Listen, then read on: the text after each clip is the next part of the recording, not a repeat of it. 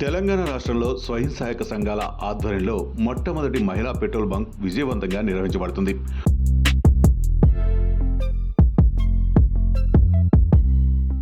Sangareddy bypass road దగ్గరలో దీన్ని ప్రారంభించారు.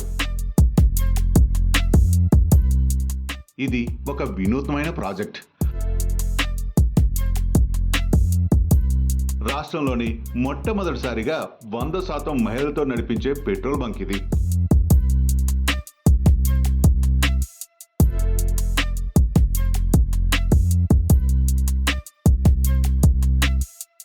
ఇక్కడ మహిళలమందరము ఇండియన్ ఆయిల్లో పనిచేస్తున్నాము.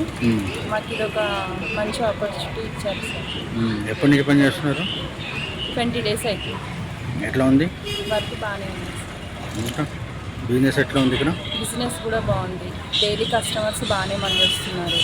అందరు కూడా బాగానే ఉంది అంటున్నారు. మీకు ఎలా ఉంది సార్? మీకు ఎలా ఉంది? మాకు బాగుంది సార్. మాకు కూడా వర్క్ బాగానే ఉంది. మహిళలకి ఇది ఒకటి అనేది ఆదర్శం అనేది కొంచెం.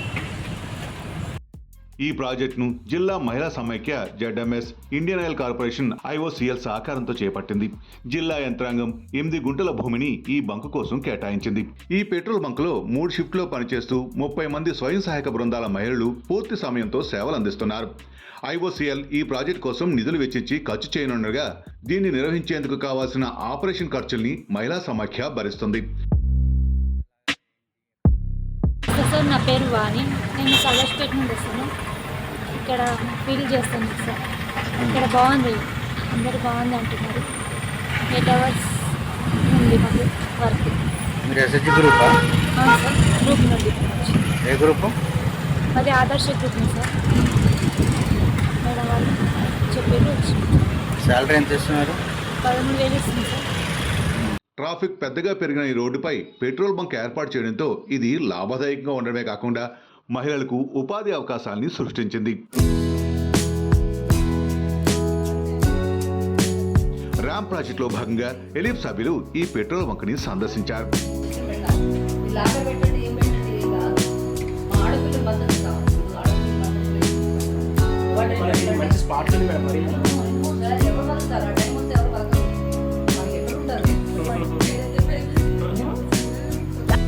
ఈ కొత్త ప్రయోగం రాష్ట్ర వ్యాప్తంగా SHGS మహిళలకు వ్యవసాయేతర రంగాల్లో అవకాశం ఇవ్వడంలో మైలురాయిగా నిలవనుందన్నారు.